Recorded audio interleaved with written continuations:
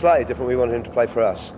And we found the Football Association very inflexible on that situation.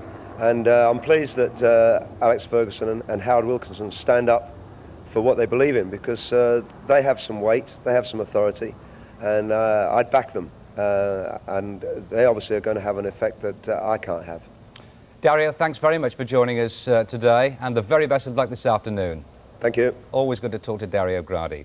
Now, would you believe it? We're still receiving letters following last week's soccer night. You remember it. It's the game between Burnley and Preston in the Coca-Cola Cup, which produced a number of talking points.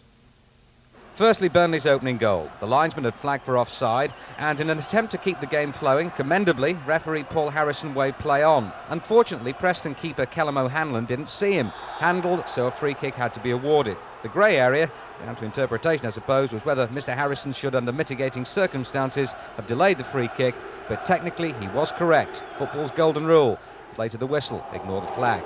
As for the sending off there of Paul Macefield, well, I've spoken to a number of people in the game since the incident, and they were all in agreement. The referee was dead right. Serious foul play of a highly dangerous nature that could have resulted in serious injury.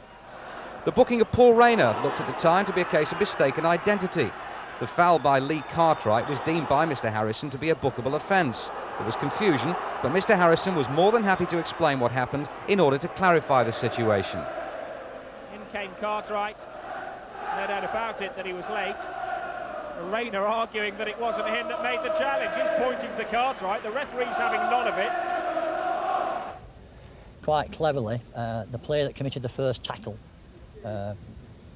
was surrounded by his colleagues and those of the opponents, and I cautioned the Preston 11 because he ran some considerable distance to get involved in the melee, and I cautioned him for ungentlemanly conduct for adopting an aggressive attitude. In the melee that followed, I unfortunately lost the player that had committed the first tackle. And that's a lesson learned, obviously. As for the indirect free kick, for what everyone thought should be a penalty, the referee was perfectly positioned to determine whether there was any intent, and that's the crucial factor. He didn't think that. Therefore, his decision was correct according to the laws of the game. Right, let's hope that's the end of it. I hope that makes things a bit clearer. It was by no means a case of trial by television, by the way. Don't be mistaken there. Far from it. In fact, if more referees were prepared to discuss their decisions afterwards, the way Paul Harrison did, it would make our job a lot easier, and it would, I think, clear up a lot of confusion for all of you at home as well. So in that respect, Paul, 10 out of 10, well done.